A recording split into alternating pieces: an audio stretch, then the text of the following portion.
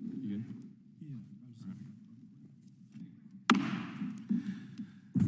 The subcommittee will come to order. Without objection, the chair is authorized to declare a recess at any time. We welcome everyone to today's hearing on American civil liberties during the COVID-19 pandemic. Without objection, the gentleman from Kentucky, Mr. Massey, will be able to participate in today's hearing for the purpose of questioning witnesses if a member of the subcommittee yields him time for that purpose. Now, before I recognize myself for an opening statement, we have a video prepared on behalf of the committee.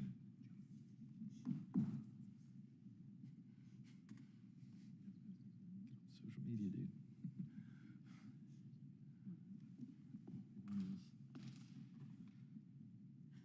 We can do the video after my statement. Okay. Schools, businesses, nearly every aspect of American life shut down. Biden and Harris called for this nationwide mandate. It's not about your rights, it's about responsibilities. Just think of this when you think of vaccination. This is not about freedom or personal choice. New pandemic restrictions are coming into effect tonight. Put into practice the 15 days to slow the spread. A statewide order for people to stay at home. To get into these venues, they include bars, restaurants, nightclubs, conference centers. For domestic travel, for interstate travel, for planes, trains, interstate buses. Mr. Rodney Howard Brown is accused of defiantly leading two heavily attended church services. Mayor Michael Hancock told residents of his city to skip large Thanksgiving dinners. Restaurants must close up their dining rooms by 10 p.m. To use lockdowns to get people vaccinated. New York City schools, the largest in the nation, on the brink of shutting down. The Pentagon says it will not give back pay to military members who refuse to get the COVID-19 vaccine. There will be a civil fine and mandatory closure for any business that is not in compliance. Now is the time to do what you're told. I'm not going to sign any bill that takes authority away from me. Many of us are frustrated with the nearly 80 million Americans who are still not vaccinated. Democratic leaders apologizing or reversing course after multiple occurrences of do as I say, not as I do. We've been patient, but our patience is wearing thin, and your refusal has cost all of us. Dr. Fauci and the NIAID as a sponsor of research. I want to know what their scientific evidence is that we need to have children as young as 2 being forced to wear masks. He was engaged in a massive but a very effective cover-up of his funding of gain-of-function research at the Wuhan lab. I am strongly in favor of mandating. Now recognize myself for an opening statement. I thank our witnesses for being here today. The government response to the COVID-19 pandemic triggered some of the most aggressive usurpations of freedom present-day Americans have experienced. When we look back at the trillions of dollars spent, the immeasurable loss of freedom, the loss of jobs and businesses, the lost confidence in public health, and the immense societal harm created, Americans deserve to know it will not happen again. Every level of government, federal, state, and local, to some degree took part in this attack on the liberty of the American people. And corporate America, academia, and the media were happy to oblige. An apology, if we are lucky to get one, does not change the fact that the effects of COVID-19 tyranny are permanent if we don't act to change them. I will remind both my Democrat and Republican colleagues that the liberties reflected in our Constitution are not optional, and as a general matter should not be suspended for political expediency nor times of crises. In fact, the Constitution was written to constrain the power of government and secure liberty that the founders knew would be challenged specifically in those times of crises. On March 16, 2020, the Trump administration announced, quote, 15 days to slow the spread. And far too few government leaders did anything to stop the unconstitutional tyranny that would follow over the past 4 years.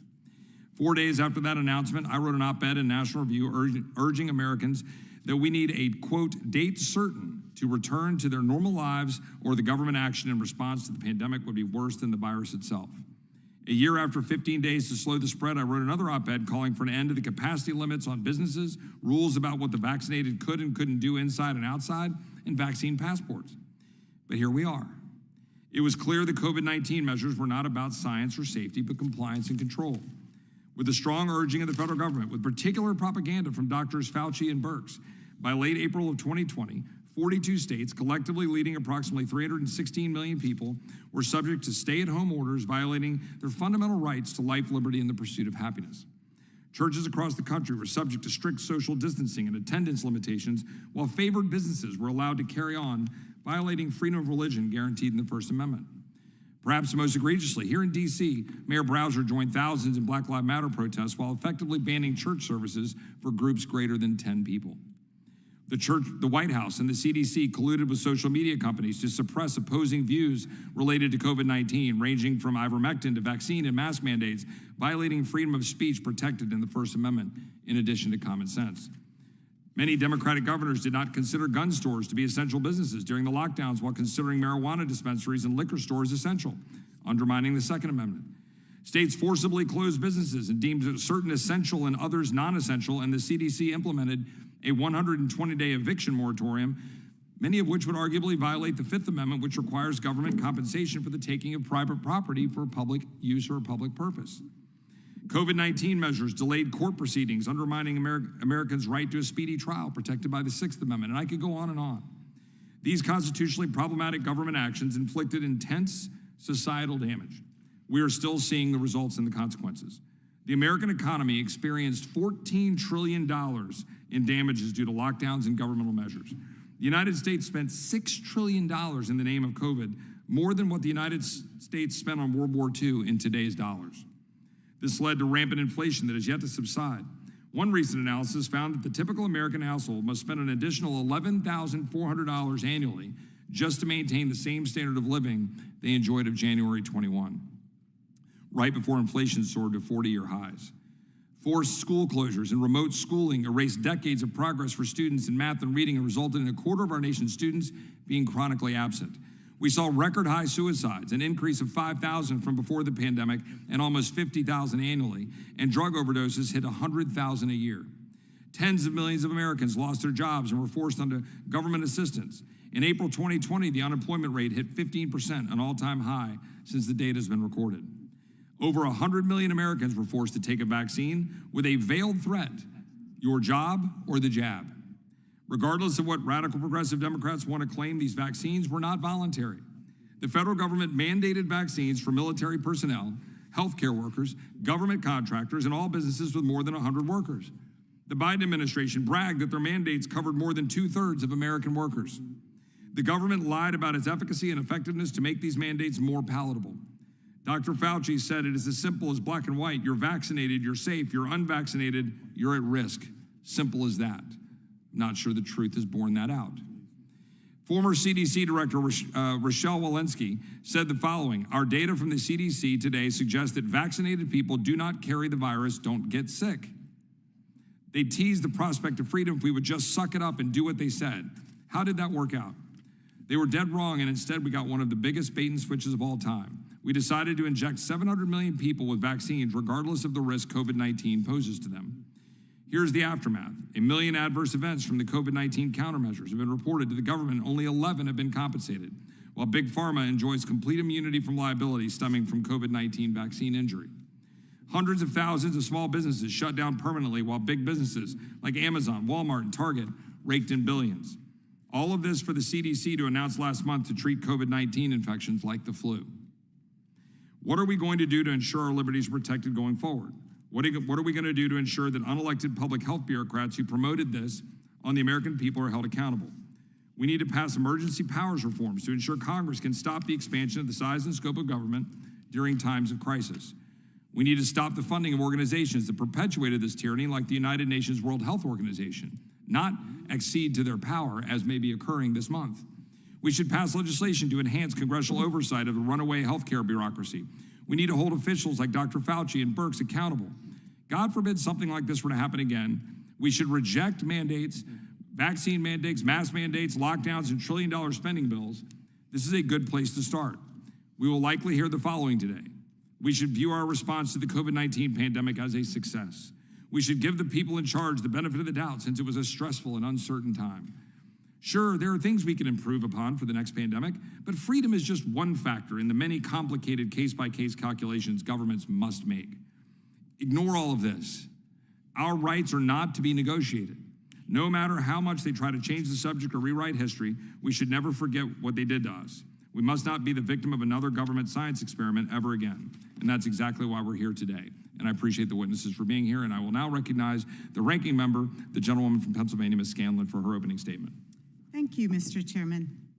When the chairman noticed this hearing about liberty and tyranny, one might have wondered if our Republican colleagues wanted to have a real discussion about the civil rights and liberties guaranteed to all Americans.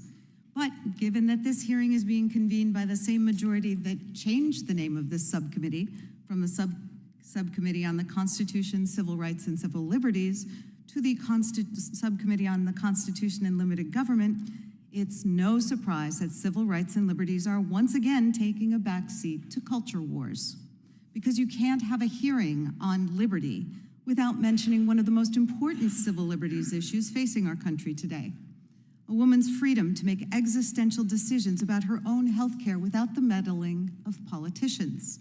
And you can't have a hearing about tyranny without acknowledging that a person being denied medical care because of someone else's political or religious beliefs is certainly an exercise of tyranny. Since the Supreme Court overruled Roe v. Wade 2 years ago, state legislatures nationwide have passed laws that threaten women's reproductive health care with medically unnecessary restrictions. 1 in 3 women of reproductive age lives in a state with an abortion ban.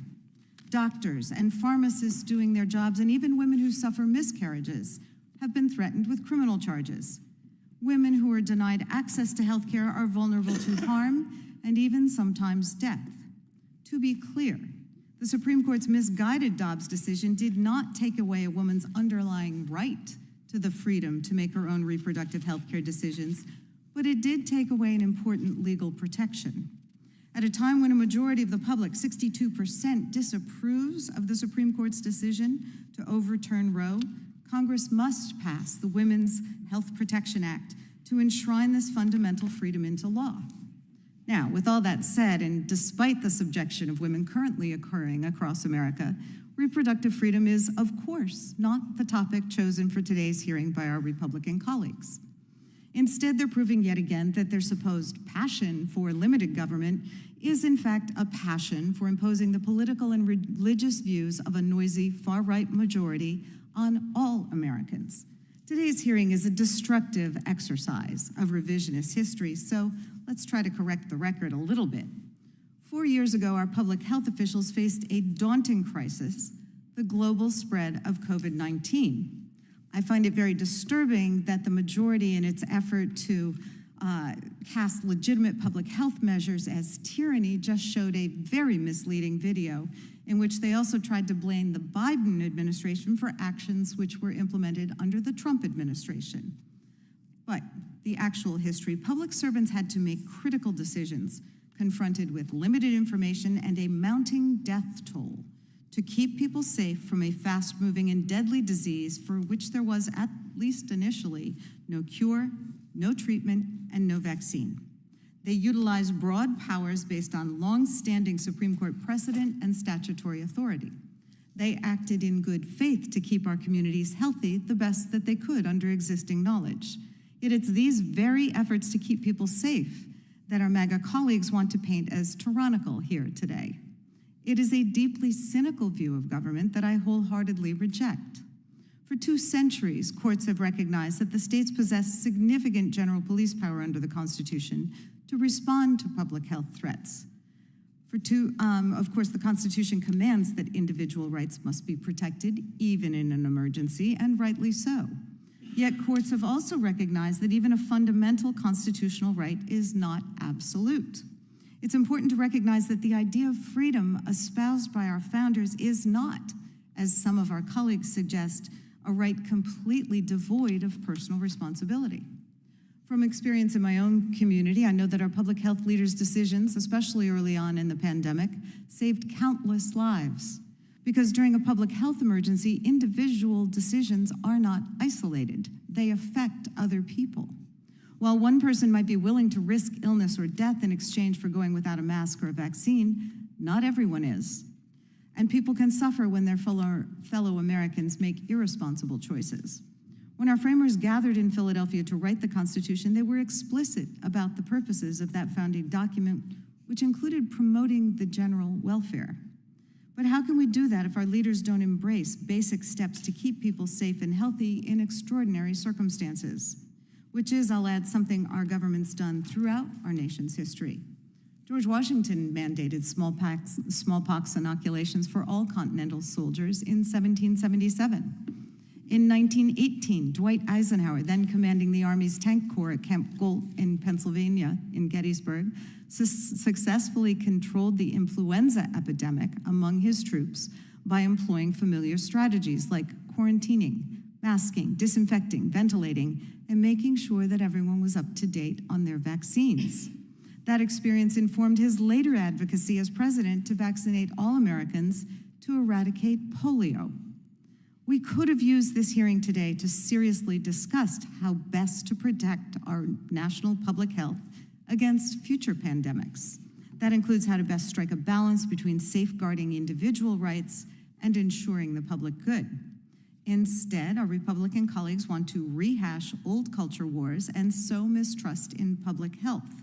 And they're giving a platform to vaccine skeptics to peddle more dangerous conspiracy theories and public health misinformation. We're already seeing the insidious effects of vaccine skepticism as infectious and serious diseases we once thought were contained, like measles, are spreading again, especially among school children. With this hearing today, our MAGA Republican colleagues are once again trying to force their bleak and divisive vision of our country on everyone. It's a vision where congressional power is wielded to intimidate public servants, reject the common good, and abandon our most vulnerable fellow Americans.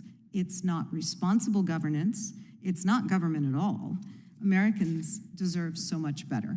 I yield back. I thank the gentlelady from Pennsylvania. I now recognize the chairman of the full committee, Mr. Jordan, for his opening statement. I thank the chairman and for having this hearing. I think fits nicely with what we did just last week when we were talking about freedom of the press. Former Attorney General said the Constitution is not suspended during a crisis. In fact, I would argue that's when it's the most important. And it was certainly during COVID, government attacked Americans' rights, saying we were in a pandemic, in a crisis. And I'll just say some of the same things I said last week at the start of that hearing. Every single liberty we enjoy under the First Amendment was assaulted during COVID. Every single one. I mean, you had people tell Americans they couldn't go to church on Sunday. Holy cow. I always use the example. I spoke to the New Mexico, your right to assemble. You think all 5 rights, right to practice your faith, right to assemble, freedom of the press, free speech, and your right to petition the government. All 5 were attacked. I tell the story many times. I spoke to the New Mexico Republican Party in Amarillo, Texas, because they had to leave their own darn state where they pay taxes to go to another state where they had the freedom to actually get together because their Democrat governor wouldn't let them do it in their own state. Your right to petition your government. You wanted to talk to your member of Congress for 2 years. You couldn't go talk to him in your Congress, in your capital that you pay for, because Nancy Pelosi wouldn't let you in. You had to meet him somewhere else. Couldn't meet him at your capital. Free press. I was using the example. Jen Psaki stood at the podium probably 2 years ago, I guess, stood at the podium in the White House, in the press room, talking to the press, and she said these 2 sentences. Most Americans now get their news from social media platforms. We, the Biden administration, are working to limit what those social media platforms can post. I mean, think about the irony. The press person in the press room talking to the press about restricting the press. It's crazy. But the biggest one, of course, is speech. That's the one they go after. And I tell people all the time, if you can't talk, it's the most important right you have, because if you can't talk, you can't practice your faith, can't share your faith, can't petition your government, you don't have it, we don't have a free press. That's the one they go after, this censorship effort, which this committee and the select committee have spent a boatload of our time trying to get to. That's the scariest one of all. So this hearing's important. Here's the other thing. So many of the things they told us when they were restricting our First Amendment liberties during the pandemic, so many of the things that particularly the Biden administration told us turned out to be wrong. Bad enough you got to give up your rights, but you give them up when they're telling you for wrong reasons. I mean, you could go down the list. They told us it wasn't our tax dollars used in the lab in China. Yes, it was. Yes, it was. They told us they weren't doing gain-of-function research. Yes, they were. They told us it didn't start in the lab. They didn't start in the lab. Sure looks like it did, but they want us to believe it was a bat to a pangolin to a hippopotamus to Joe Rogan, and then we all get the virus, right? That's what they want us to think. I kind of think it started in the lab. But no, we're all stupid. They're so much smarter than us, and they're going to restrict our liberties while they're telling us they're smarter than us, even though they were wrong. They said the vaccinated couldn't get it. They said the vaccinated couldn't transmit it. They said masks work. They said kids couldn't go to school. That was a good, I mean, you can just keep going down the list. Maybe, here's the other one. They said for the first time in history, we have a virus where there's no natural immunity. Wow. Groundbreaking. So this hearing is important. We need, because just for the simple purpose of reminding the country how wrong they were while they were taking away our freedoms, while they were attacking the First Amendment. So I appreciate our chairman for putting this together, and I really appreciate our witnesses and the strong positions they've already taken, saying some of these things already. God bless you for doing all that, and thank you for being here today. I yield back. I thank the chairman of the committee, Mr. Jordan. I would now recognize the ranking member of the full committee, Mr. Nadler. Thank you, Mr. Chairman. Mr. Chairman, I appreciate your announcement a little while ago that 700 million people were vaccinated out of a population of 330 million. Quite an accomplishment. Mr. Chairman, our former colleague and current ambassador to Japan, Rahm Emanuel, is often quoted as saying, "You never want a serious crisis to go to waste." I believe that my Republican colleagues think that this idea applies to the topic of today's hearing. The COVID-19 pandemic was a serious public health crisis, and 4 years later, House Republicans are still attempting to capitalize on that global trauma for political spin. Today's hearing is nothing more than a platform for extreme MAGA Republicans to spread skepticism of public health officials, to advance the conservative persecution complex that has become the cornerstone of their political identity. Any reasonable reading of the facts from that time makes it clear that this portrayal is a bogus, politically motivated hit job. Public health officials at the local, state, and federal levels are dedicated public servants who at the time had to act on the limited information available in response to a nationwide public health crisis. The facts demonstrate that they took reasoned, good faith actions in response to an infectious disease that even to this day quite literally continues to evolve. I would note, however, that the House Judiciary Committee has no expertise on matters of public health policy or medical science. If the Republicans wanted a discussion about lessons learned from the nation's experience with COVID-19, I would welcome it. As to whether officials had the authority to take the steps that they did, that authority was, and largely remains, broad, even after years of legal challenges stemming from the pandemic. That is to say that while individual constitutional rights are always in force, even during a public health emergency, the Constitution is not a suicide pact. No legal right is absolute, and the Constitution itself accounts for the need for government to respond to protect the nation from serious threats. Given the chaotic and uncertain circumstances in which they were operating, not every decision by a public health official may have struck the ideal balance between the need to protect public health and respect for individual rights. That is why we have a court system. Nonetheless, overall, those public officials' decisions were made in good faith and saved countless lives during a public health emergency involving a novel and rapidly spreading infectious disease that was killing more than 1,000 people a day in the early part of the pandemic, and which so far has killed more than 1 million Americans. Individuals may have varying tolerances for personal risk, but individual choices about vaccination, quarantining, masking, or other public health measures can also seriously affect other people's health. In particular, the most vulnerable members of our society are at risk during an event involving an infectious disease. This includes the very young, the very old, those with pre-existing conditions, and the working poor, who historically lack access to health care and are disproportionately represented among ethnic and racial minorities. According to the apparent viewpoint of extreme MAGA Republicans, the government should have done nothing during the pandemic to protect the public, while vulnerable Americans were left to fend for themselves. That is not my idea of freedom. This apparent callousness demonstrates that, for some of our colleagues, public health policy is just another angle from which to cast government officials as power-hungry bureaucrats to suit their narrow political interests, no matter what the facts may be. But while the MAGA Republicans may think that a revisionist hearing like this, relitigating the government response to the COVID-19 pandemic to recast it as a tyrannical power grab, is a political winner, there is in fact no winner. Instead, the American people will lose. Politicizing public health policy has real consequences for the American people, even outside of a once-in-a-century pandemic. One must look no further than the impact that vaccine skepticism has had on the spread of infectious diseases that we once thought contained, but that are now spreading again because of people like Dr. Ladapo, who tell us myths about vaccines. I would just write today's hearing off as yet another MAGA extremist rant were it not for the corrosive impact on Americans' trust in public health officials. The American public deserves better than this hearing. I thank the witnesses, and I yield back.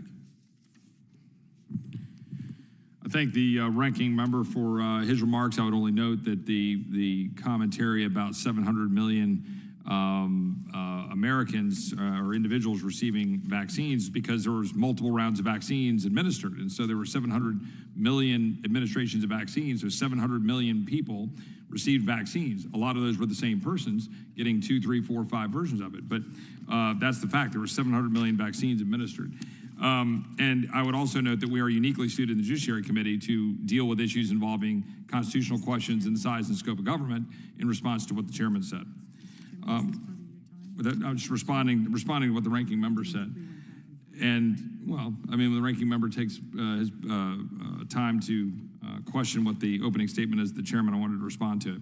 So with that, I'm going to introduce the witnesses and thank them for being here. First, I'd like to recognize Ms. Harmeet Dhillon. Ms. Dhillon is a nationally recognized civil rights lawyer and the founder and chief executive officer of the Center for American Liberty. The Center for American Liberty is a nonprofit organization dedicated to defending the civil liberties of Americans. She is a graduate of Dartmouth College and the University of Virginia School of Law. Dr. Joseph Ladapo. Dr. Ladapo is the Surgeon General of the state of Florida and a professor at the University of Florida College of Medicine. He previously served as an associate professor at the David Geffen School of Medicine at UCLA, on the faculty at the NYU School of Medicine, and as a staff fellow at the Food and Drug Administration. Dr. Ladapo completed his undergraduate studies at Wake Forest University, earned his medical degree from Harvard Medical School, and earned a PhD in health policy from Harvard. Next, I would introduce Ms. Claudine Geoghegan. Ms. Geoghegan is a visiting fellow at the Independent Women's Forum. She is also a co-founder of Freedom in Education, a nonprofit organization that works to enhance education and increase educational opportunities for children. Ms. Geoghegan is a former elementary school teacher. Finally, Professor Michelle Bratcher Goodwin. Ms. Goodwin is the Linda D. and Timothy J. O'Neill Professor of Constitutional Law and Global Health Policy at the Georgetown University Law School. She is also the co-faculty director of the O'Neill Institute for National and Global Health Law. Professor Goodwin previously served as a Chancellor's Professor at UC Irvine and as the Abraham Panansky Visiting Professor of Law at Harvard Law School. We will begin by swearing you in. Would you please rise and raise your right hand?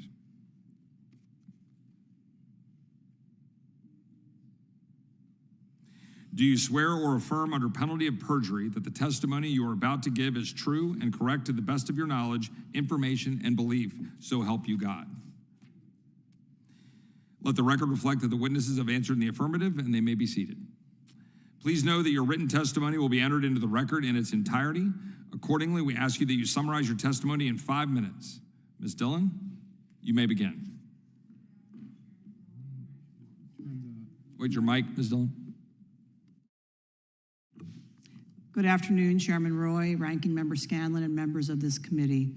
Thank you for inviting me to testify before you on a topic that I believe to be the most significant civil rights crisis of my lifetime: the use of so-called COVID emergency to eviscerate Americans' most cherished constitutionally protected freedoms.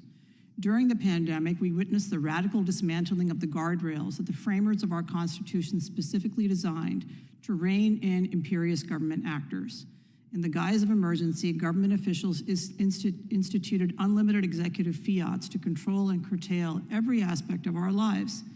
These actions by the government were not narrowly tailored nor based on credible science, and as such, the government's escalating and often arbitrary restrictions were not meaningfully limited.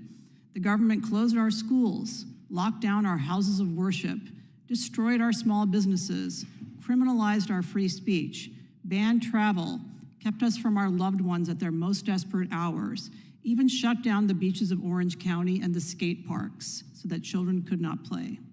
The government wrested unchecked and unprecedented control from the American people, and the vast majority of American elected officials from both parties assumed their heretofore unimaginable powers with no qualms about history, precedent, or the consequences.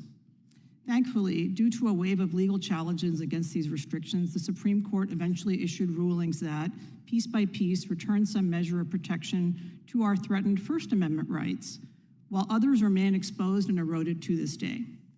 COVID demonstrated just how vulnerable these rights are without affirmative protection from judicially unchecked government overreach.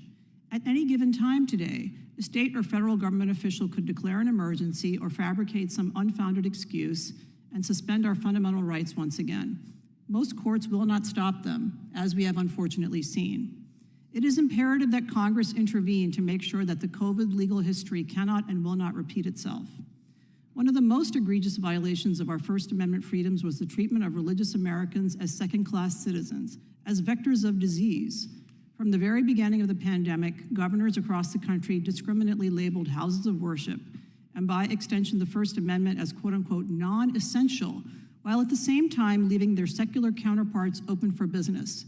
In my state, California, marijuana, liquor, and big box retailers were deemed essential, but God was banned.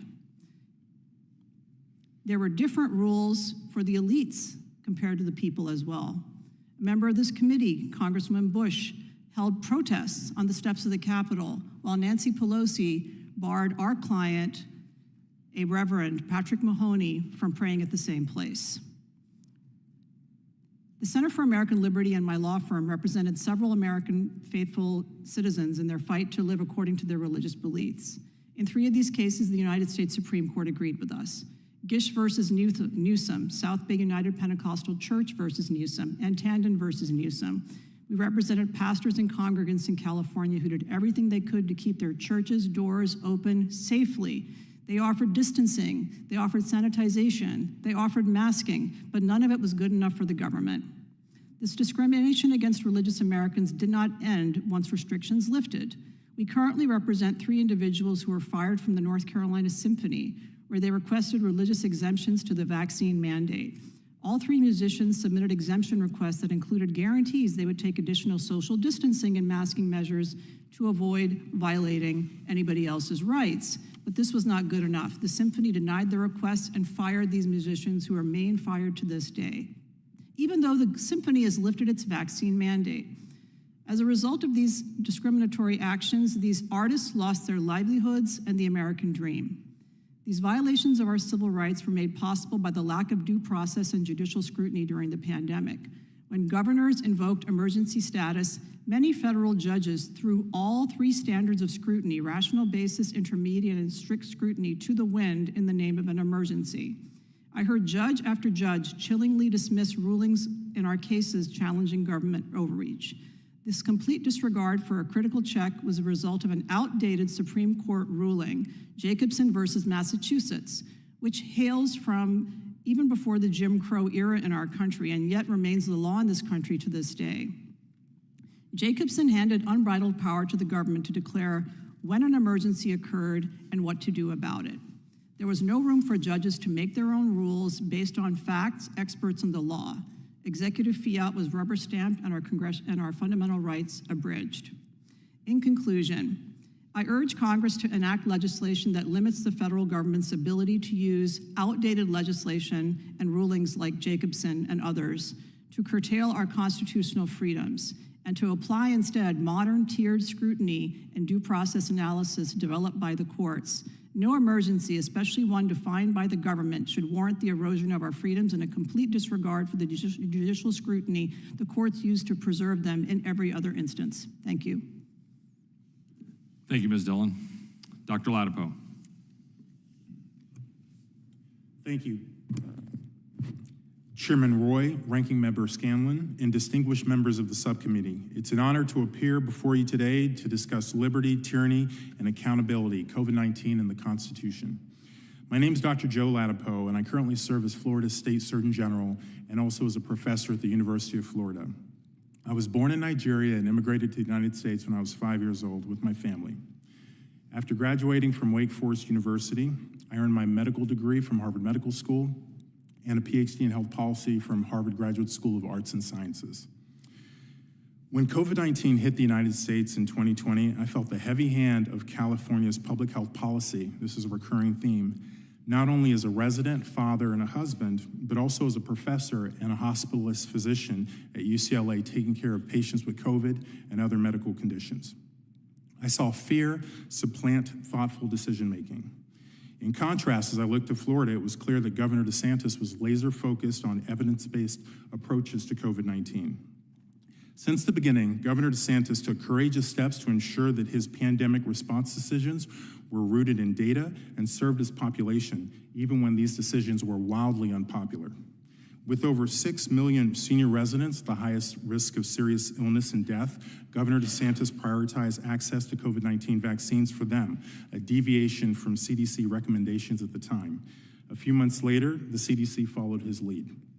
The invitation to serve as Florida State Surgeon General came in August of 2021. Escaping the tyranny of California sounded like a breath of fresh air. And most importantly, my wife said okay. While many states required proof of vaccination to leave their front door, Florida outlawed COVID-19 vaccine passes. Governor DeSantis refused to let the fear that gripped our nation shape the state of Florida, and he ensured that personal liberties would be protected. Florida has led the nation by codifying permanent health protections to ensure medical freedom, protect jobs, and prohibit COVID-19 vaccine and mask mandates. While other states locked the doors of schools, Florida was the first state in the nation to mandate in-person learning for students and welcome students back into the classroom. As the federal government continued to solely rely on preventive strategies that were not halting transmission, Florida launched the nation's first monoclonal antibody treatment network. The life-saving treatment minimized the risk of severe illness and alleviated pressure on our hospitals. At their peak, 25 sites were serving as many as 5,000 patients a day. Unfortunately, the federal government made it increasingly difficult for Florida to receive the supply of treatments because they maintained control of supply and allocation. Eventually, U.S. Health and Human Services eliminated access to any monoclonal antibody treatment. These policy decisions were not clinically sensible, and Florida was forced to cancel 2,000 appointments overnight among high-risk patients with COVID-19 across the state. Meanwhile, global research had been detecting risks associated with COVID-19 mRNA vaccines. Data continued to surface on adverse events, including myocarditis, acute cardiac injuries, Bell's palsy, encephalitis, and other blood clotting events. Even the FDA themselves identified safety signals among seniors following COVID-19 vaccine administration. To this day, this evidence is largely ignored and often smeared as hysteria or myths. Americans are not pharmaceutical guinea pigs. Based on years of evidence across the world and lack of transparency from the FDA and CDC, I called for a halt to the use of mRNA COVID-19 vaccines earlier this year. In 2022, Governor DeSantis petitioned the Florida Supreme Court for a statewide grand jury to investigate crimes committed against Floridians related to COVID-19. This year, the first interim report of these findings revealed exactly what we are here today to discuss. They concluded that mask mandates and lockdowns did more harm than good, resulting in depression, substance abuse, and suicidal behavior.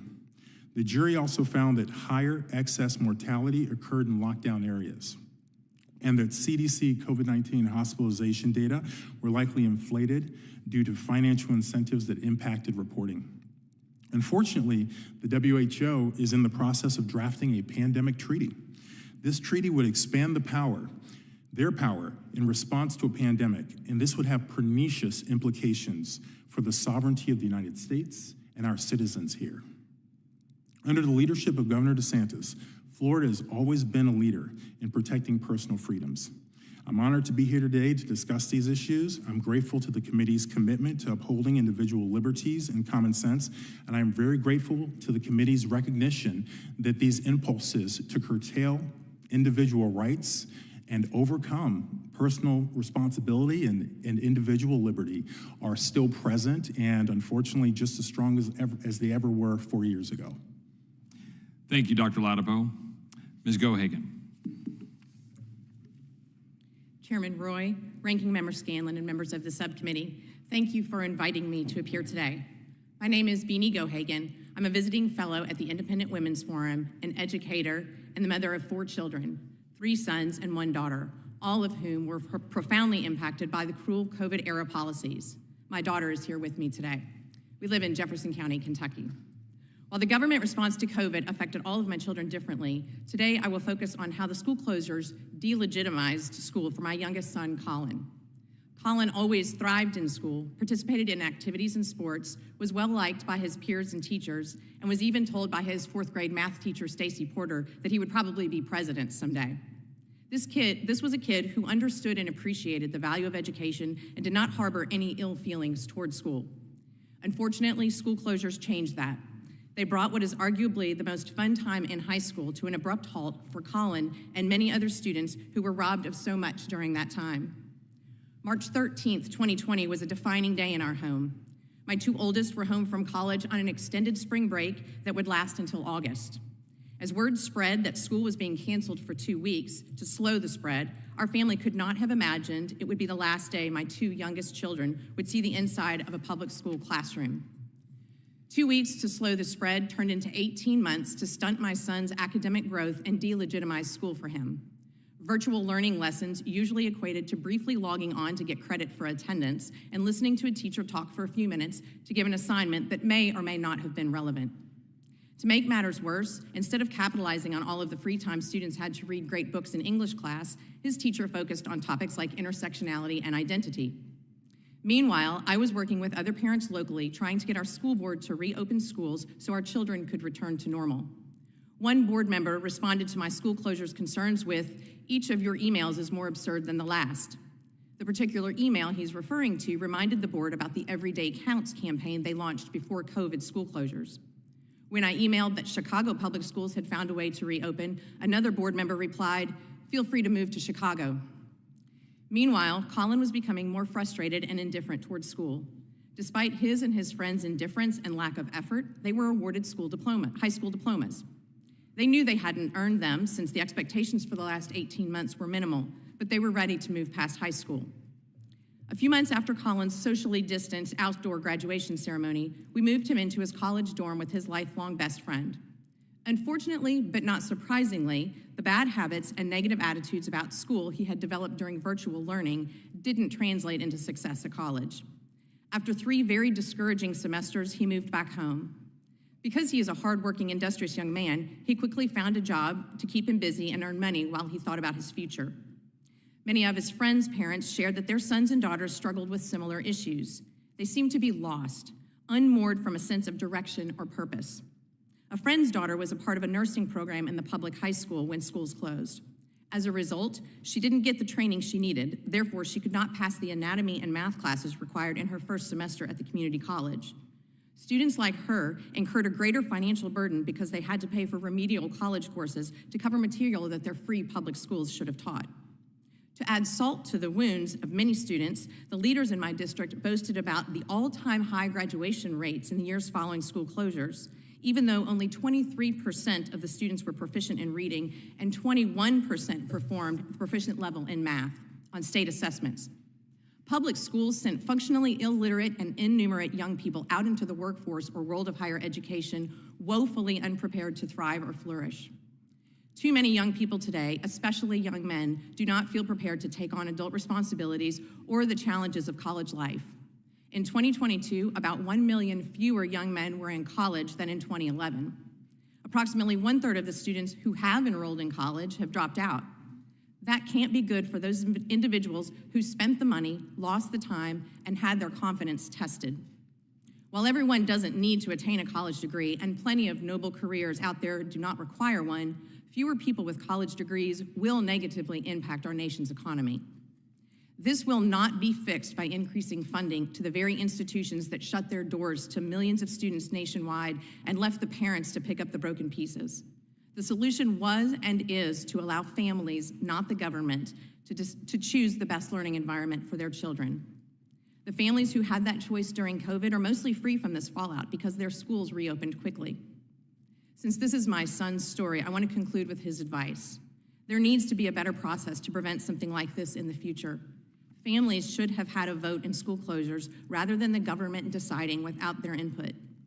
His peers felt hopeless about their future and witnessed their families' helplessness in directing their children's education. This must never happen again. Thank you. Thank you, Ms. Geoghegan. Professor Goodwin.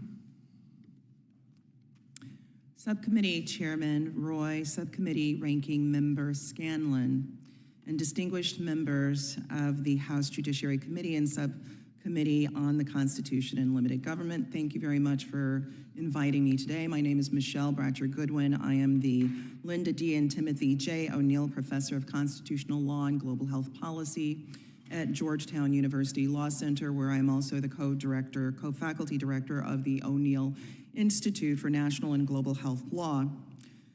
COVID-19 is the greatest public health threat the United States has experienced in over a century. Not since 1918, the influenza pandemic, has the nation experienced such a dramatic menace to its health. In its early months, reporters noted that COVID-19 in the United States by far led all other nations in confirmed coronavirus cases.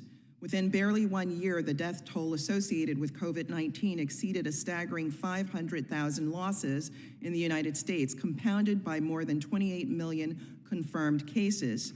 To place this suffering in context, more Americans died during the first 3 months of COVID-19 pandemic, over 100,000 by June 2020, than all American deaths suffered during the Vietnam War, the fatalities of the 9/11 terrorist attacks, the wars in Iraq and Afghanistan, as well as the deaths resulting from the 2009 H1N1 pandemic, Ebola, and Zika virus, all combined. In the first 3 months, when fatalities were roughly 100,000, COVID-19 had killed more people in the United States than what Americans had witnessed in the past 50 years of war and disease combined. In essence, COVID-19 took barely 2 months to surpass deaths suffered by Americans in the 19 years of the Vietnam War. And while the Vietnam War is long over, as of this hearing, COVID-19 persists in the United States and throughout the world. While the range of deaths associated with this disease may be underreported, what is clear is its severity and the loss of lives. What the staggering death toll brings to light are two interrelated matters. First, it exposes questions related to capacity, compassion, and competency in American leadership, from the federal government down to local officials. The failure to heed international warnings and develop effective test kits in December 2019 and January 2020 highlights serious weaknesses in pandemic preparedness and American leadership. Hasty and imprudent political rhetoric in February and March of 2020 compared COVID-19 to seasonal flu was not only inaccurate and misguided, it likely contributed to a sense of false security amongst Americans who came to believe the virus was no more infectious and no greater a threat than the seasonal flu. Sadly, this view persists among some Americans, including in government. Second, fundamental questions of constitutional law have also emerged. The coronavirus crisis brought to the forefront a national debate related to the interactions between constitutional rights, states' police power, and federalism. Namely, what are the limits of government action during a pandemic? One thing that we should take away from this is that mandatory vaccination is constitutional. It's something that has been constitutional in our country since the Jacobson v. Massachusetts decision, and even before our own Constitution, dating back to 1738, we've had the upholding of quarantine and other measures to protect the public's health. The legality of compulsory vaccination is not a matter that is in question. In 1905, the Supreme Court held that state compulsory vaccination laws are constitutional when they are necessary for public health and for public safety. The case was Jacobson v. Massachusetts, a case taught in first-year constitutional law classes. In the years since then, the court has affirmed the constitutionality of state compulsory vaccination laws in cases like Zucht v. King, which upheld childhood vaccination requirements for entrance to public schools. In fact, compulsory vaccination laws have existed in the United States in some form since the 19th century. Much of that is detailed in my written testimony. I do want to flag, however, that there are times in which the government has exceeded its authority. In 1917, the American health officials in El Paso, Texas began a campaign known as gasoline baths to do so-called disinfection of people seeking to enter the United States. In 1927, in a case called Buck v. Beld, the United States Supreme Court upheld compulsory sterilization of poor white girls and boys who were thought to be unfit. We have seen time and time again where there has been the exceed of government authority when it has been the most vulnerable of people, most often racial minorities, who have been targeted under the umbrella of preserving the public health in ways that demean them and demean the dignity of our democracy. Thank you very much. Thank you, Professor Goodwin. We will now proceed under the 5-minute rule with questions, and the chair, I will yield myself the 5 minutes on questions.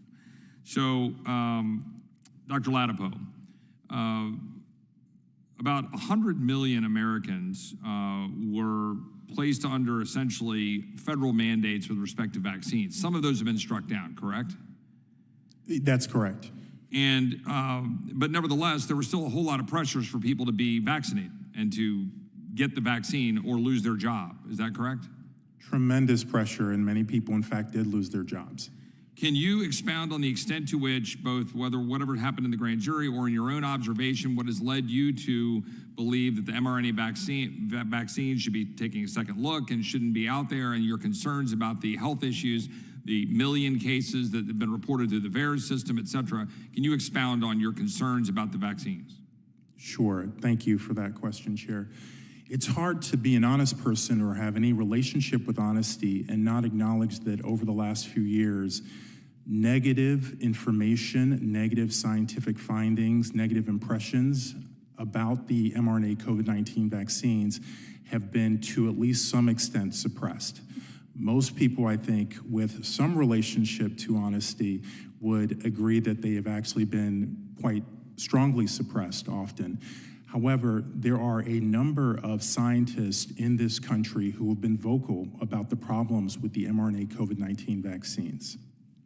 It's noteworthy to view the fact that never in our history have there been so many physicians and other scientists who have been outspoken. It's unusual for scientists. Scientists usually pursue their science for the benefit of their curiosity and research, or for the benefit of human health. Scientists are usually not political figures. Do you share my concern that a mere 11 COVID countermeasure injury claims have been paid out through the compensation fund? Absolutely. Is that an astoundingly low number given the millions of Americans that have been effectively forced or strongly encouraged or coerced to take the vaccine? I think it's obvious, and it would be hard for anyone with, again, any relationship to honesty and facts to deny that. Do you believe that that has been somewhat encouraged by the extent to which there is liability protection for vaccine manufacturers that dates back to 1986, and that we should at least revisit the nature of liability protection for pharmaceutical companies? I actually, personally, I completely agree with that. I think this liability protection for any medical product is something that really shouldn't exist. And it's particularly egregious when it's a product that's being mandated, whatever that medication might be. And to be clear, though, you, like me, are pro-vaccine, right? But tested vaccines and so forth. For example, my father had polio, and I am grateful that we have a polio vaccine. But they should be thoroughly tested, thoroughly reviewed, not under emergency use authorization, not forced on the American people, and not under the rubric or umbrella of liability protections that potentially endanger the American people. Would you agree with that sentiment? Totally. I think it's important that whatever the medication is, it receives a fair evaluation and not a biased evaluation. And unfortunately, vaccines in general in the United States, but particularly COVID-19 vaccines, have not received unbiased scrutiny. Ms. Dhillon, could you comment a little bit further on, you mentioned some, you don't need to repeat the ones in your opening statement, but some of the egregious violations of people's First Amendment rights because churches were shut down, or the extent to which, in your experience, lockdowns forced upon the American people a massive restriction of their ability to assemble under the Constitution or carry out their First Amendment rights. Could you use the microphone, Ms. Dhillon? Yes, sir, thank you for the question. Chairman, I'll give you one example. In our third case that's now set major precedent in the United States Supreme Court on religious liberties, Tandon versus Newsom, the case involved members of a very small congregation who wanted to do Bible study in a private home. And under our governor's restrictions, this was illegal. This was a violation of his executive orders. At the same time, those three people could have met in the aisle of a Costco and had a prayer meeting there without violating any rules. This is clearly irrational, and it is frankly unconstitutional, because I don't have a constitutional right to go to a big box store and buy supersized bags of toilet paper, but I do have a constitutional right to worship with other fellow Americans, and the Supreme Court recognized that. Yet another example of this irrationality is the closing of the beaches of Orange County in retaliation for Orange County's attempts to pass some reasonable business opening measures. And I see my... Let me finish the question. And one more I would add is the fact that Patio World was forced to close and couldn't sell outdoor furniture because it was a small retailer, but Costco could sell the same products. Costco had better lobbyists than Patio World. These are the irrationalities that we all tolerated and nodded, importantly, that was necessary to protect the public. Clearly nonsense. Thank you, Ms. Dhillon. I'll now recognize. I would just seek unanimous consent.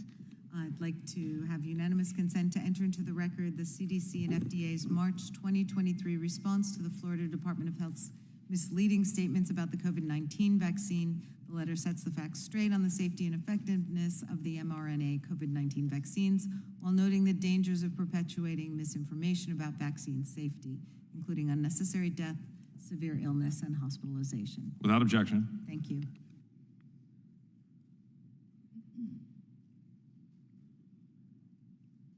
I will now recognize the ranking member of the full committee, Mr. Nadler. Thank you, Mr. Chairman. Professor Goodwin, in my opening statement, I argued that in response to the COVID-19 pandemic, public health officials at the local, state, and federal levels acted in good faith, doing the best they could under tremendously difficult circumstances to respond to a novel disease that in the early days of the pandemic was killing almost 1,000 Americans a day before a vaccine was developed. Do you agree with this characterization? It's an accurate characterization. It's a characterization that is confirmed by leading medical organizations and scientists that were studying COVID-19 and its impacts at that time. And can you remind us of the conditions that public health officials were operating under at the beginning of the pandemic? They were operating under extreme difficulties during that time, given the number of deaths that were taking place at that time, given the number of individuals that were being hospitalized at that time, the grieving of family members whose loved ones were dying, and they were working as quickly and as effectively as they possibly could. But it's also worth noting that they were operating under threat as well. And that was something incredibly unique, which I think we cannot forget in these times, the level of violence that was threatened at public health officials, which we've not seen in the last 50 or 100 or 200 years in this country. Thank you. Professor Goodwin, while the Constitution secures our rights, even in an emergency, it also empowers government to secure and protect the public, especially in response to public health emergencies. Can you explain how these two principles work together? Well, these principles work because government has parens patriae authority, and that means that in times where there are national security threats, when there are threats to the public health and safety, government can act in order to preserve lives. We've seen this before. It predates the 1905 Jacobson v. Massachusetts decision, but that case before the United States Supreme Court confirmed that states have the authority, the responsibility, in fact, one could say, to step in and engage in measures that will protect the public's health and safety. This is not anything that is new. As I've mentioned before, it actually even predates that decision, and it's something that actually goes back millennia, if you think about it, this idea of trying to protect people when there is a concern for public health outbreak. This is something that was important to international trade. It was important to trade coming into the United States, that we safeguard our harbors, that we safeguard people from being able to come off of ships into the United States. There is a robust history of this, and I offer citations in my written testimony. Thank you, Professor Goodwin. Longstanding Supreme Court precedent grants broad discretion to government officials, and especially those at the state and local levels, to take measures to protect public health, even when individual liberties might be burdened by such steps. Can you elaborate on the balance that government officials must strike when responding to an emergency? This is a really important question because there are times in which a government may, in fact, exceed its authority. I mentioned some of those instances. There is a balance in trying to protect and preserve the public's health. It does not mean that individual civil liberties or their constitutional rights go away. Our constitutional rights are not always absolute, even that involving the First Amendment, which is acknowledged by our United States Supreme Court. I do take note and have identified instances in which our government has gone too far. I will give you an example that I think we would all be repulsed by. In 1967, the United States Supreme Court struck down Virginia laws that banned interracial marriage. Now, that might not seem like a public health matter, but the state of Virginia had passed laws that forbade interracial marriage based on this idea that somehow white people would be polluted and their offspring would be polluted, and that it would be a public health crisis if white people were to marry people who were non-white. You can see that in the record of the case called Loving v. Virginia. Yeah, Professor Goodman, my last question is, we've heard from some of the other witnesses the terrible tyranny of government ordering people not to go to church and closing schools, and this was unnecessary and terrible. Could you comment on that, please? The effort to try to preserve and protect everyone includes people who practice in their faiths. It includes children who want to go to school. The interest of a government in making sure that children do not die during a time of a global pandemic is something that would seem to be logical and that we should all embrace. It was mentioned the importance of vaccination. Vaccinations have done an incredible job in saving individuals' lives, saving children's lives. If a vaccine is not available, as it wasn't at the early part of COVID, the best that government tried to do was to protect children by having them least exposed to the virus. Thank you. I yield back. I thank the ranking member. I will now recognize the gentleman from California, Mr. McClintock. Thank you, Mr. Chairman. And I want to thank you especially for convening this subcommittee to finally begin sifting through the damage that the lockdown left caused to our society by suspending the most fundamental constitutional rights we hold as Americans. There's a reason the founders created a constitution that sets limits on the powers that the government can wield. As Ronald Reagan once observed, the Constitution is not the government's document telling the people what we can and cannot do. The Constitution is the people's document telling our government those things that we will allow it to do.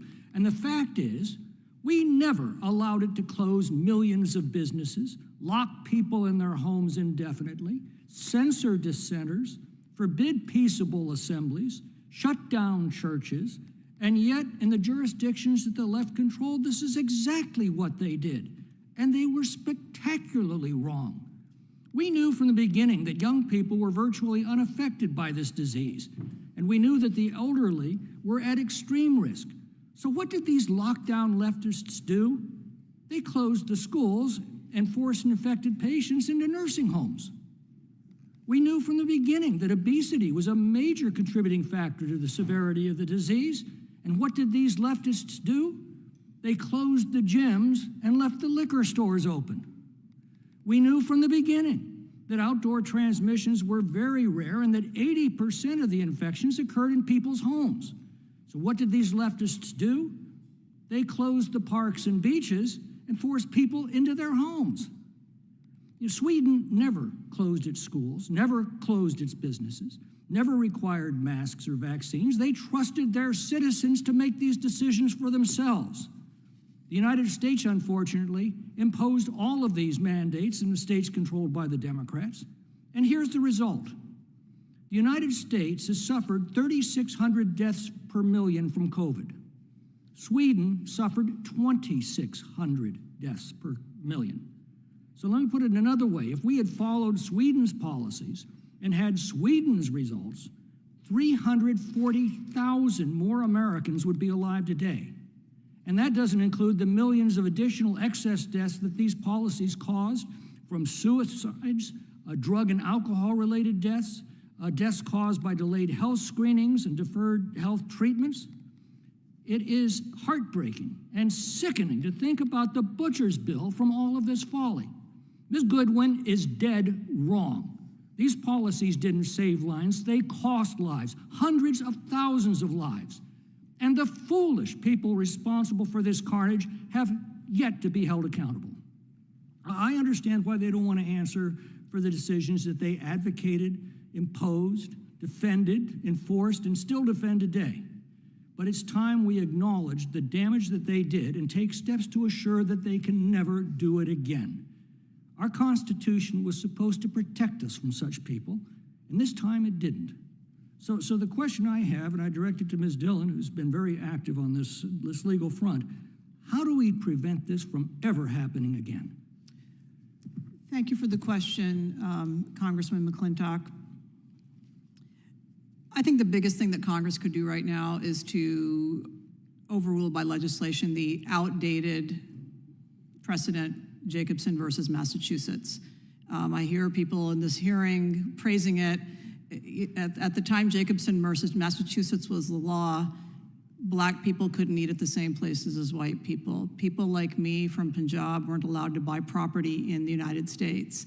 We've had a lot of outdated laws and dark times in our country, and that precedent is one of them. And so when I hear passionate advocates for abortion cite it as a constitutional right, it is legally premised on tiered scrutiny under the 14th Amendment, which is scrutiny developed by progressive courts to protect our constitutional rights. And that is all I'm asking for, is that well-established tiered scrutiny be applied today in 2024 to the problems of 2024, not the problems of 150 My time's very years ago. limited, but I'd be very, very interested in seeing your suggestions in writing on this subject.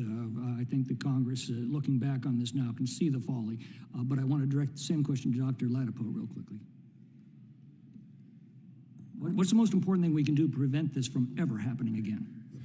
Thank you for that question. As you know, I didn't go to law school. I went to medical school, and my answer would be based more in my understanding of people, my relationship with people.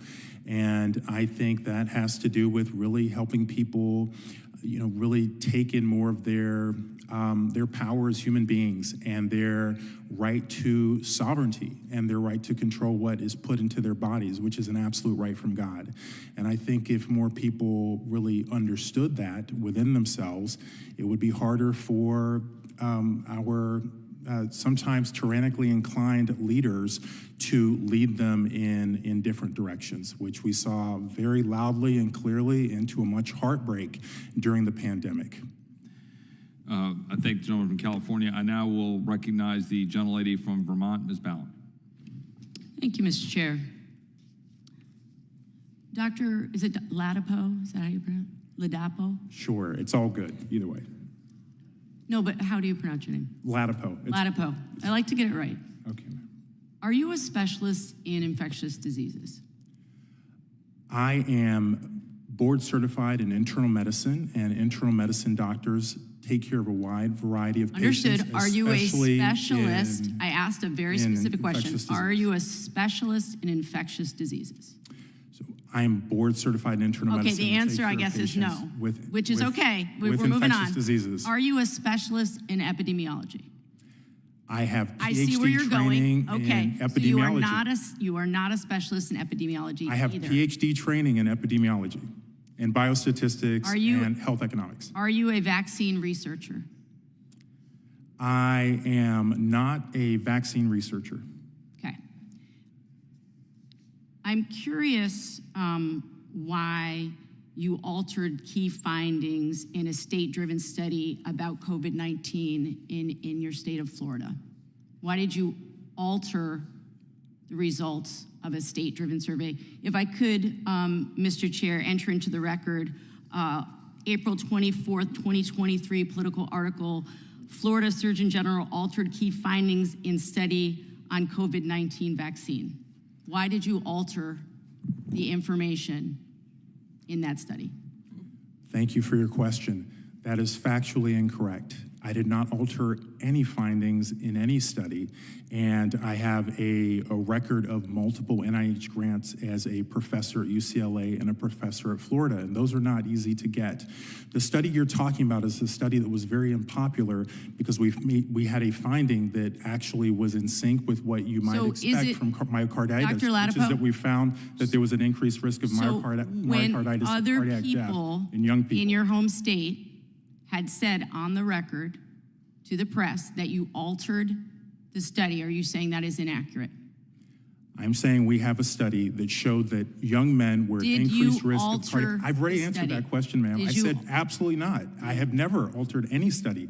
We had a finding of increased cardiac risk that translated into excess deaths in young men in particular. That was a very unpopular finding, but is very consistent with the finding that myocarditis is especially increased in young men. The study was performed by epidemiologists at the Florida Department of Health, not by me. I oversaw the study, and that was the finding, and I personally believe that that finding is accurate. I have another question.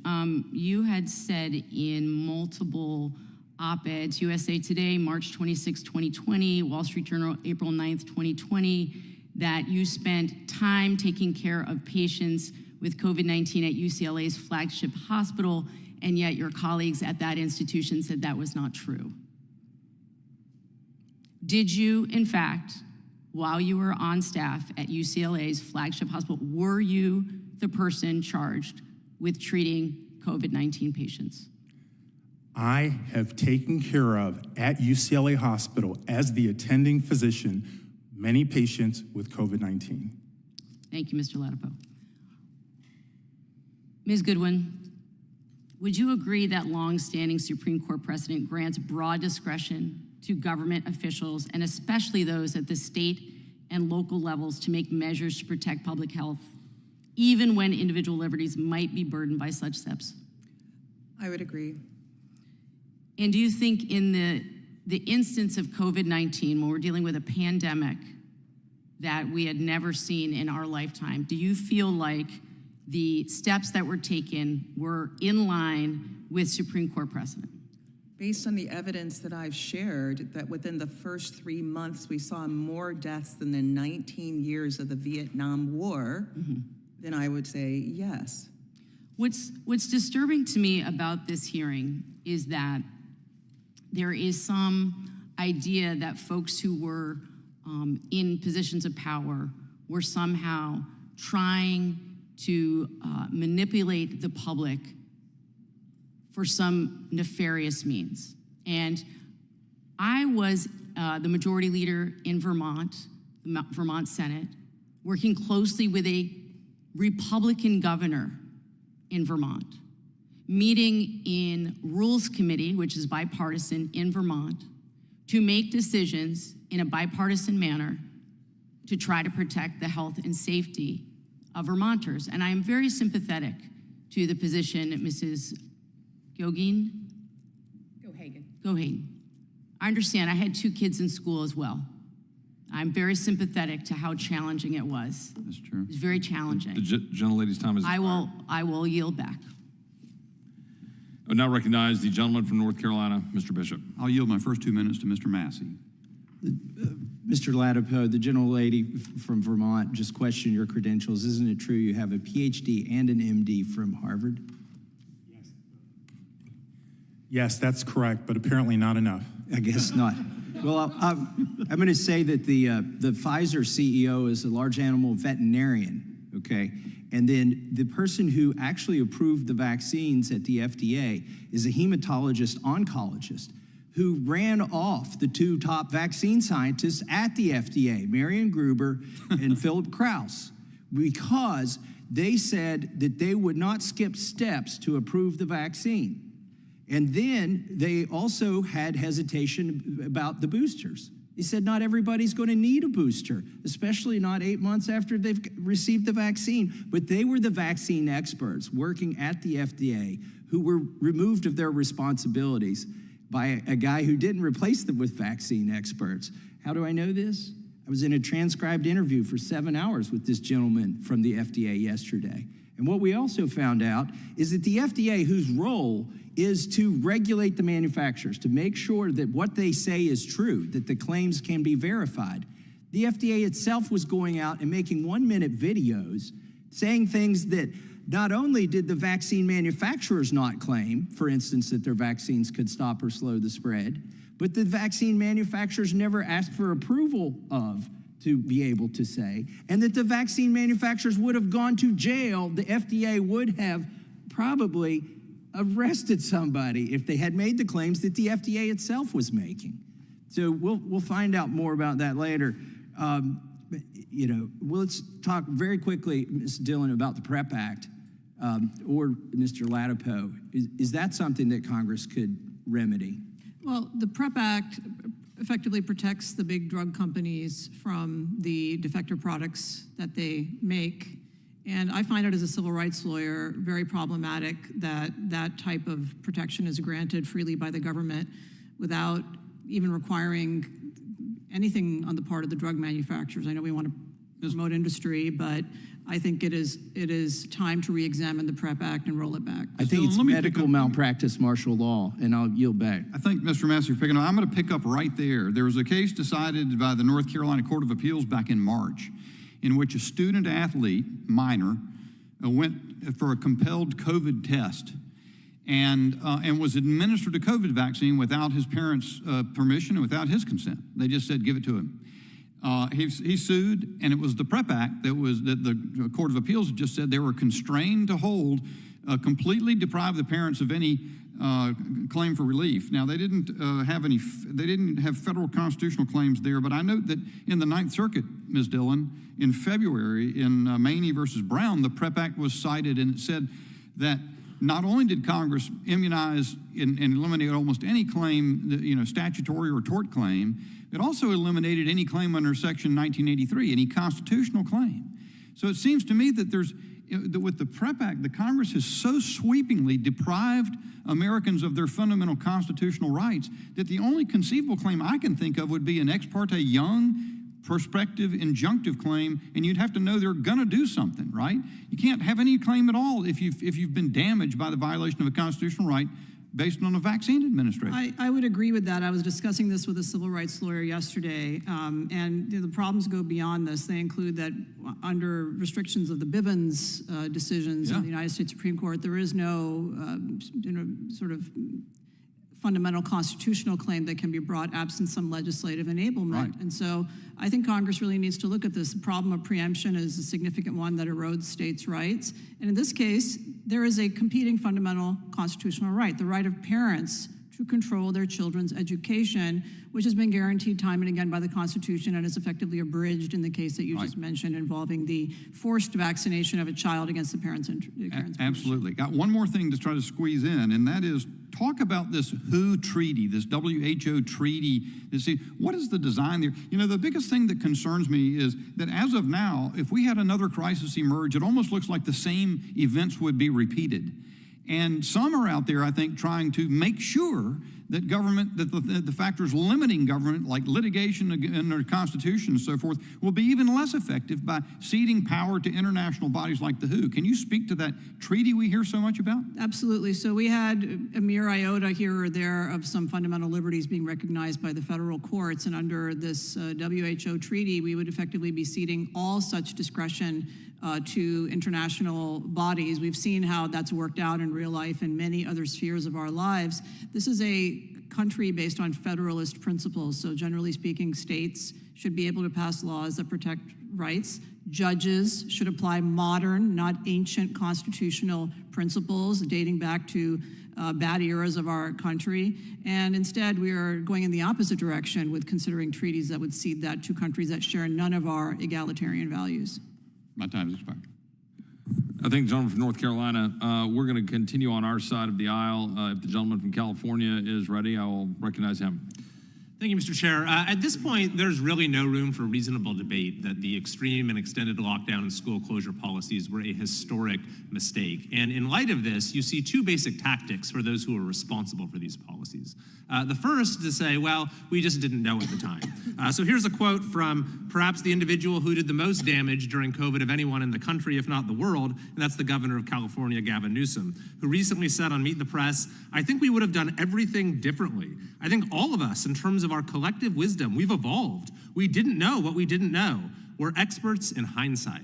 So, Dr. Ladapo, you're the Surgeon General of Florida. My question for you is, how did you and the governor of Florida manage to time travel into the future and gain access to knowledge and wisdom that is only available to the likes of the governor of California in retrospect? Right. Thank you for your question. What was different with the policies that the governor enthusiastically endorsed and frankly had company in every state just about, with the exception of a few, including Governor DeSantis, was that those were actually not classic public health principles. These are published studies and published papers about how to approach pandemics and public health crises. And one of those principles is to, as much as possible, help people maintain their normal routines.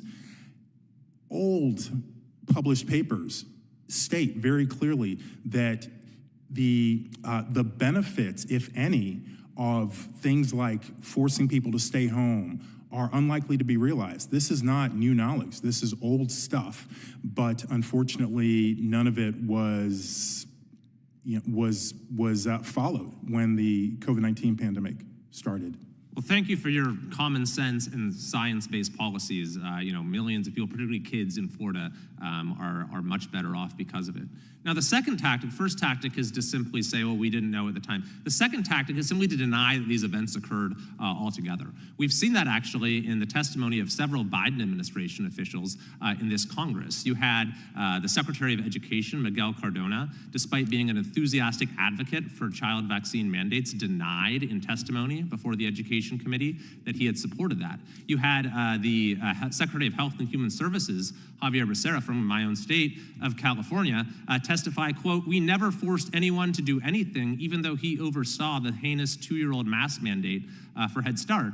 And perhaps most incredibly, you had Douglas Parker, the head of OSHA, also from California, who was responsible for the Biden administration's attempt to institute a vaccine mandate on 70 million Americans, who flatly denied in testimony before our committee that that had occurred. So it's this attempt, sort of like the memory hole that they have in 1984, to simply pretend that these events never occurred, that it was all a bad dream. So, Ms. Dhillon, you lived through what I lived through in California. You fought back as valiantly as anyone in our state against these abuses. For the sake of sort of preserving our historic memory of what life actually was like in California during this period, could you just give us a few snapshots of sort of some of the worst abuses that we all had to endure? Well, thank you, Congressman Kiley. And by the way, you were also a fellow warrior in that battle and went to court to challenge our governor. I appreciate that as a fellow lawyer. To me, the absurdity that certain people could cross county lines during the pandemic, but our governor forbade the rest of us from crossing county lines unless we had an essential purpose is one of those crazy issues. The fact that you needed a vaccine passport to eat in restaurants well into the pandemic, when in fact Governor Newsom with glee ate in the French Laundry restaurant that was cut off from the rest of us. The fact that Governor Newsom and other wealthy California elites were able to educate their own children in their backyards in pods and relegated the most vulnerable members of our society, inner city children for whom English is a second language in Los Angeles County, to destroyed careers and education to a lifetime of less earning and less liberty, really, is an outrage. And everyone just simply wants to say, whoa, well, mistakes were made, we did the best we could at the same time. In fact, there were different rules for the elites in California and different rules for the rest of us. And the fact that judges pointed to Jacobson and said, Ms. Dhillon, we're not talking about deferential or rational basis scrutiny. No scrutiny is due to the government's action in shutting us down. And so my fear as a civil rights lawyer is that with the snap of a finger or the stroke of a pen, the very same civil liberties catastrophe could happen to us again unless Congress takes action to right that wrong. Thank you. I yield back. I will now recognize the ranking member and the gentlelady from Pennsylvania, Ms. Scanlon. Thank you. Professor Goodwin, I do appreciate the dispassionate and accurate review of constitutional law that you've provided us with respect to public health authority and particularly vaccine mandates. Because today we've heard some pretty astonishing attacks upon that authority and suggestions that Congress should overrule centuries of common law and Supreme Court holdings with respect to what kind of actions the government can take in the face of a public health emergency. And I think we just heard advocacy for ending vaccine requirements for students attending public schools. Could you comment on those suggestions? Let me refer to something that I've submitted in my statements, that the CDC reports and finds that between 1994 and 2014, 700,000 American children were saved from death, and over 322 million cases of childhood illnesses were prevented due to vaccination. The American Academy of Pediatrics states that most childhood vaccines are 90 to 99% effective in preventing diseases.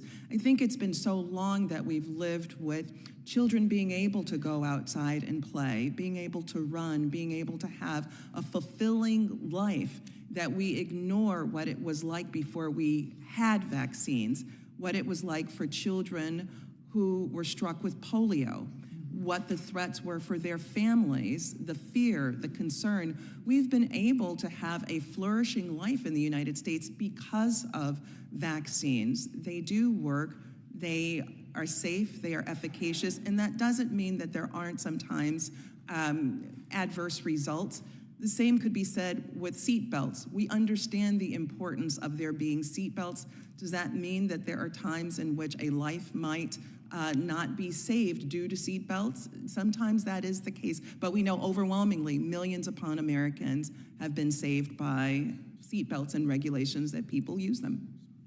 Yeah, I think it kind of brings us back to one of the things I spoke about in my opening remarks, which is that freedoms have consequences. So if you want to exercise a freedom not to get a vaccination, then that may impact your ability to decide where you're going to work or what educational opportunities your children will have, or whether you can attend church or other things when we're in the midst of a public health crisis. I mean, we've heard some really extreme examples. Yes, in my community, there were restrictions on public gatherings, but people adapted. You know, we still have more people attending the virtual church ceremony at my church than attending in person. People had services outside.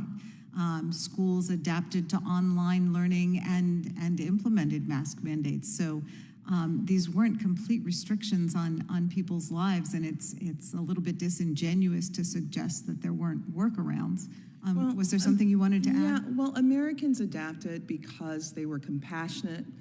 They cared about their neighbors, they cared about their family members, and for that reason, they did adapt. There were people, many of us, who suffered something during that time. My daughter was being educated in Europe during that time. It was a time in which I had to see her by looking on a screen in order to be with my daughter, because the restrictions also included travel. But I cared about her health. I cared about her safety.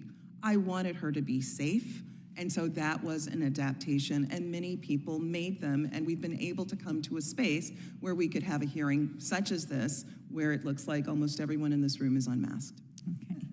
You did mention the fact that sometimes public health imperatives or lack of imperatives are visited most harshly upon our most vulnerable people. One of the concerns during the COVID crisis was that people who were particularly vulnerable to that virus could die if their neighbors didn't observe mask mandates or vaccination requirements. Isn't that the baseline purpose of public health requirements?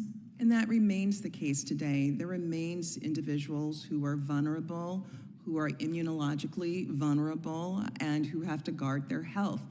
One of the things that we learned during COVID is that families that had members who were anti-vaccination, who did not believe in COVID, experienced the deaths of those relatives. There were families that learned from that kind of rhetoric.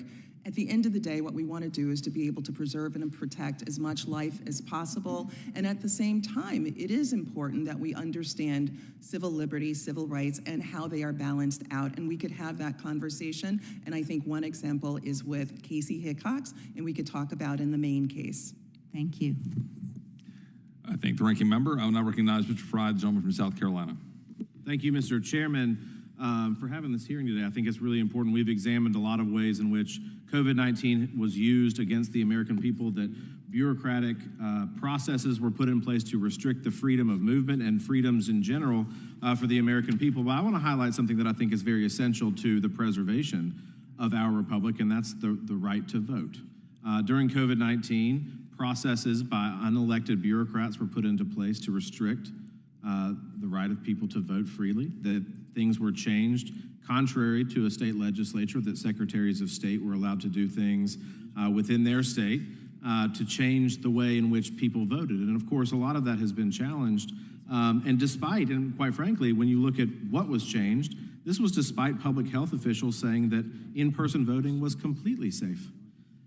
So, Ms. Dhillon, I want to turn to you. To what extent did COVID-19 serve to change the election processes in this country in the lead up to the election?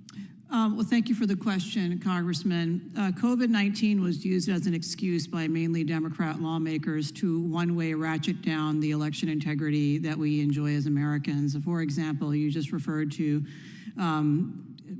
the way that voting should be safe. Well, if masks worked and social distancing worked and we were all required to observe those measures, why couldn't we have voted in person using those measures just like we all went to the grocery stores and did our other business that way?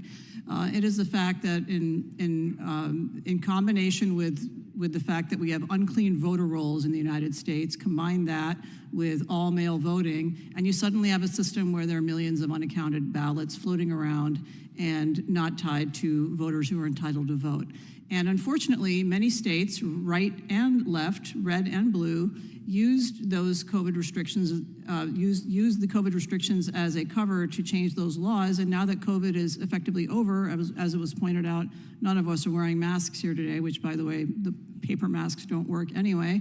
Why haven't we returned to those previously well-respected, documented ways of safe and secure voting? And the net result is that many Americans have lost confidence in the accuracy of our elections and don't want to vote anymore because they don't believe their votes are going to be accurately counted. This is a significant problem in voter confidence. Ms. Dhillon, do you think that the motivation then in the lead up to the election was about public health and public safety, or was it more about changing the way in which Americans vote? Well, I think in most instances, many of the restrictions were a well-intentioned but wrong attempt to protect public safety, but also an exercise and a flex of power. In the case of the voting requirements, I think it was entirely for purposes of loosening one man, one vote, voter ID, and clean voter rolls leading to secure elections. What do you think are the long-term effects of those changes on American elections? Well, as a volunteer political figure in my state and nationally, what I have heard from thousands of Americans is that they believe, as a result of the crazy rules or suspension of rules we saw in 2020, including citizens not being allowed to exercise their constitutional right to observe the counting of ballots, counting taking place outside the views of cameras, no security that we're normally entitled to, ballots showing up, suspension of the enforcement of laws, including laws regarding ballot harvesting, regarding drop boxes and so forth, that many Americans don't think their vote counts anymore. That's a very big problem for our country. And at the same time, the bigger problem, of course, is that the elections are not necessarily accurate when you don't have one man, one vote, when you have literally tens of thousands of ballots delivered from California to other states, and some people voting those ballots. Ms. Dhillon, how do you think Congress can work to one, prevent that from ever happening again, but two, to be part of the solution to roll back some of those policies? Because again, I agree with you, and in fact, some cases, Trump v. Booker in Pennsylvania, some courts have come in and stepped in and said that these secretaries of state, that these boards of elections have stepped too far. So to what extent can Congress lend to fix this problem, to make sure that it never happens again, and that we enhance that right to vote for all Americans? Well, for the most part, sir, I actually believe that Congress should stay out of it. And H.R. 1 and other rules like that should be rejected by right-thinking people. But to the extent that Congress participates in federal elections and funds them, they should insist that the money goes to states that honor laws. We have a couple of federal laws on the books, Help America Vote Act, and other restrictions. And I think that we need to make sure that states should not spam the entire populace with ballots that aren't attached to legitimate voters like we see in California. We have, in fact, Los Angeles County in 2017 was found to have over 1 million people on the voter rolls who were not entitled to vote. They were dead, duplicates, moved, et cetera. This is wrong. Thank you for that. And Mr. Chairman, I yield back. The gentlelady. Yeah, since we've moved from vaccine conspiracies to voting conspiracies, I just want to have unanimous consent to introduce an article entitled "Trump Politicized Mail-in Voting in 2020, but it came to Pennsylvania with strong Republican support." Without objection. Thank you. I recognize the gentleman from Texas, Mr. Hunt. Thank you, Mr. Chairman. My colleagues on the left keep telling me about how Donald Trump is a fascist and how they think he's the next Mussolini. And what we experienced during the pandemic from Democrat governors and local leaders with their hypocritical and unscientific policies is the closest thing you'll ever see to fascism in the history of this country. They told us to stay in our homes. They told us not to go to church. They told us not to attend funerals and only leave our homes for what they deemed to be essential travel. And when we rightly questioned the efficacy of their decrees, they told us to trust the science.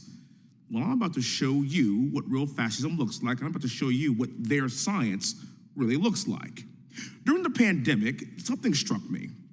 People weren't allowed to use jogging or biking trails, even in my hometown of Houston, Texas. And speaking of Houston, our Democrat mayor ordered around 500 basketball nets removed from public courts because, God forbid, anyone have any fun outside to get essential vitamins and fresh air. Skate parks were filled with sand in California, so people couldn't play outside and again get fresh air. In Malibu, paddleboarders were arrested for the crime of paddleboarding alone in the middle of the ocean.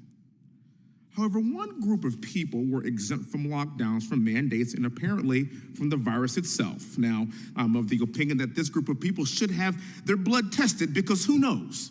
Maybe they had the cure before we had the vaccine. And I think you know what group I'm talking about. That's right. I am talking about the righteous George Floyd protesters. According to one political article, these protesters risked their health and their life for, quote, the health of our nation. And do you remember those same health professionals telling us to stay home or else you're going to kill grandma? 1,000 of those same health professionals signed a letter saying, don't shut down protests using coronavirus concerns as an excuse. Interesting. As an excuse. People lost their jobs and their livelihood in this country because they chose not to take the vaccine. People weren't allowed into restaurants because they didn't show their vaccine papers. Their vaccine card. Our schools were shut down and our children were sent home. The result? Youth suicide rates increased dramatically, and children lost years of education that they'll never get back. Dr. Ladapo, thank you for being here, sir. Yes or no, in your professional medical experience and Harvard education, as the Surgeon General of Florida, are Democrats and liberals immune to COVID-19? No, sir, to the best of my knowledge. A follow-up question to that. You set Florida's response to COVID-19, and how would you explain bodies not piling up in Los Angeles after the George Floyd protests? For one, there was very, very, very little transmission outdoors. That was a major part. Most of the protesters, from what I saw, were young people that probably also contributed, but there was almost no transmission outdoors. And it broke my heart when they pulled the basketball hoops in the playgrounds that I was taking my kids to in Los Angeles. I mean, I could have, I'll stop it there, but broke my heart. Thank you for your response. Much like the vast majority of liberal policies, this rule's for thee and not for me, and apparently that also applies to COVID lockdowns and mandates. It was okay to make exceptions for when the left believes was a righteous cause. The left said it was safe for 100,000 people to protest, 100,000 people in the middle of a pandemic, but they were giving you grief for letting people sit on the beach or paddleboard in the middle of the ocean. Why? Because in the case of the George Floyd protest, it was a righteous cause in their opinion. And by the way, it wasn't just protest, it was rioting, it was looting, it was attacking and burning a police station in Minneapolis. It was rioting in front of the White House to such an extent that President Trump had to be ushered into a bunker. And all this was acceptable because it was deemed righteous by the left. Speaking of righteous causes, let's take a look at Black Panther. I'm sorry, that's Kunta Kinte. I'm sorry, Nancy Pelosi, Wakanda Forever. This is the absurdity of the COVID-19 lockdowns, liberal mandates, and of course, even a little cultural appropriations. This is very ridiculous. We must never allow something like this to ever happen again in this country. It's why we have a constitution in the first place, to protect us from the exact type of government overreach that we saw during the pandemic. No matter what side of the political aisle that you find yourself, you should always be on the side of freedom and preserving our rights via the Constitution. And that's why many of us walked away from the pandemic and the protests that followed, asking the question, were the COVID restrictions really about public safety, or were they about winning an election? You decide. Thank you for being here.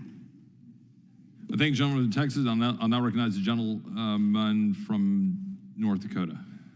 Thank you, Mr. Chairman. You know, I was going to ask a bunch of questions about strict scrutiny, rational basis, and all of those things, but eventually this all goes away, and I think I have at least a little bit of different take. I had two kids in two different school systems during COVID, and Dr.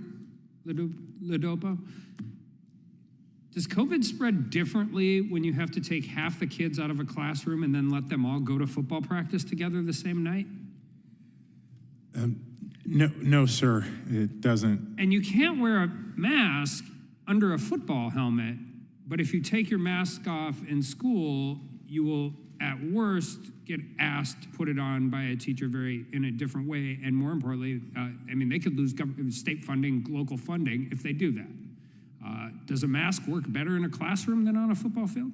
Turns out it works about the same in both settings. Is there a difference between Menards being open and a locally owned business? To the owners, yes, but probably not to the virus. Is there some super secret ventilation system I'm not aware of at Menards that local businesses are incapable of having? I actually couldn't comment on that, but I probably would assume not. When the clock turns 11 p.m. at a bar, does COVID become more contagious? In some precincts, no, I'm kidding. No, it doesn't. It doesn't become more contagious. These are all the ridiculous things that happened in my state. And I don't blame the teacher. And I actually don't blame the public health officials. I blame politicians on the right side of the aisle, the left side of the aisle, local officials, state officials, federal officials, who all hid under their desks and abdicated their responsibility to people who had never been elected to anything. And if you care about vaccines, which I do, then you should care about the fact that we were told COVID vaccine would give you immunity to COVID. And then we were told it won't give you immunity to COVID, but it'll keep you out of the hospital. But then we were told that you have to take booster 1, booster 2, booster 5, booster 17, and then you still have to socially distance and wear masks, but not at football practice. People aren't stupid. And when they get lied to constantly and they get told something and nobody ever comes out and says things, masks don't help stop COVID. Well, what we found out is we didn't have enough masks. So we're being lied to. And then once we had enough masks, we wanted to make everybody wear masks. And people in long-term nursing care facilities died alone because their families couldn't come in there.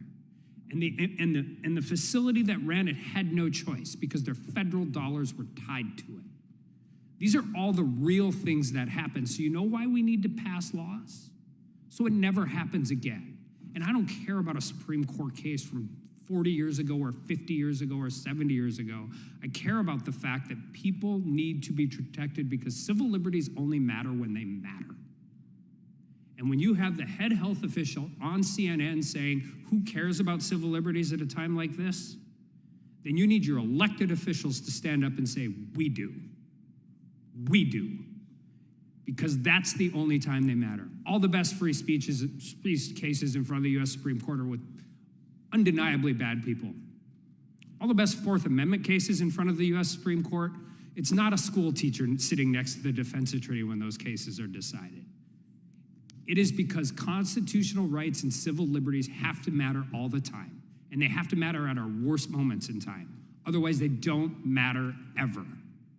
And so as we walk through this, and I appreciate you all being here, and I appreciate from each side of this, but we can talk about strict scrutiny, or rational basis, or dealing with another case, but the world failed at COVID. And it wasn't the teacher, and it wasn't the restaurant owner, and it wasn't the small business owner. It was the people that got elected to represent people in times of crisis that hid under their desk and let somebody whose only job was medical make decisions that affected far more things than medical decisions. And also, I just think we didn't learn a whole lot about risk.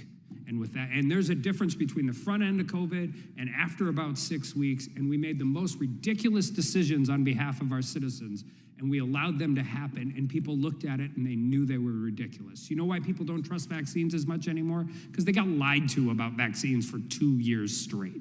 And if we care about smallpox, and if we care about all of those things, we should be held to account for that as a government. And with that, I yield back. I very much thank the gentleman from North Dakota, and I will recognize the gentlelady from Wyoming. Thank you, and thank you for being here today.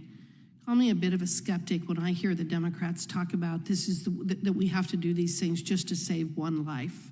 Just one life. It is imperative that we destroy our Constitution and take away the constitutional rights of 330 million people just to save one life, when the Democrat Party right now is more radical on abortion than at any time in the history of the world. Their position on abortion and a woman's right to kill her baby is the most extreme position that they have ever taken. So I'm just a little bit skeptical when they talk about how critically important it was to force people to use masks or to be vaccinated just to save that one life when they've taken the position on abortion that they have. Ms. Geoghegan, as a parent and former teacher, can you describe the harm that the closure of schools and remote learning inflicted on your children? Yes, thank you for the question. Well, as I said in my oral testimony and went into greater detail in my written testimony, that mostly for my youngest son, because he was a junior when schools closed, and then his entire senior year was virtual. The best word I can use to describe that is it just delegitimized school for him.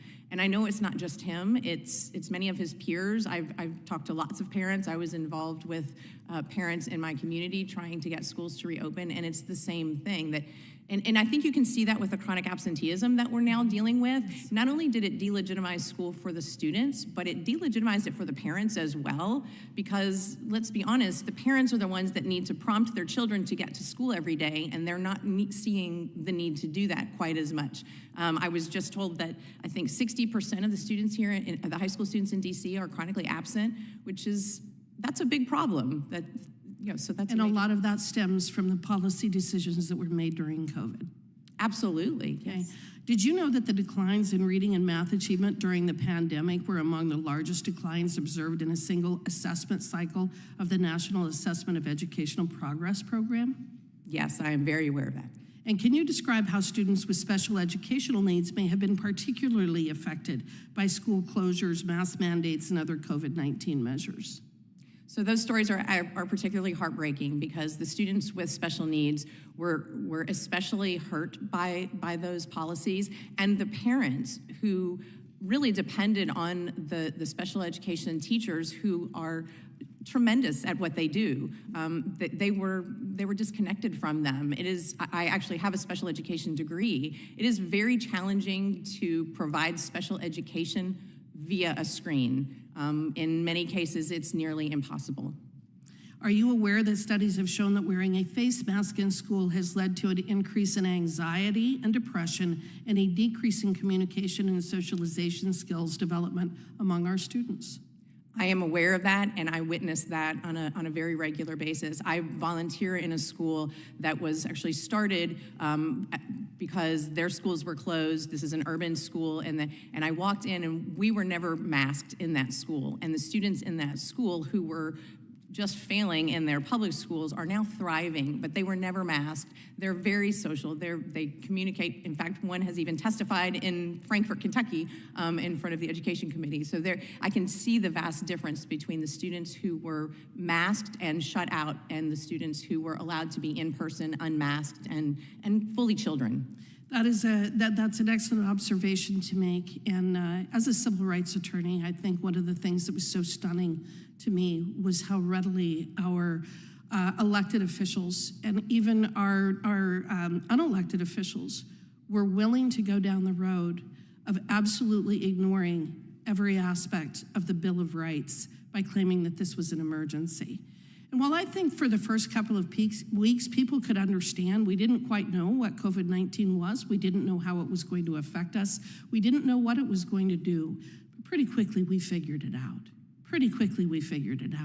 And then at that point, what we figured out and what we learned even more was that there are an awful lot of totalitarians that live among us, and they want to control every aspect of our lives. And we see it in so many areas. We see it with the global warming hysteria. We see it with this pandemic hysteria. We see it with their effort to try to turn over the decision-making authority of the United States to the WHO and the UN.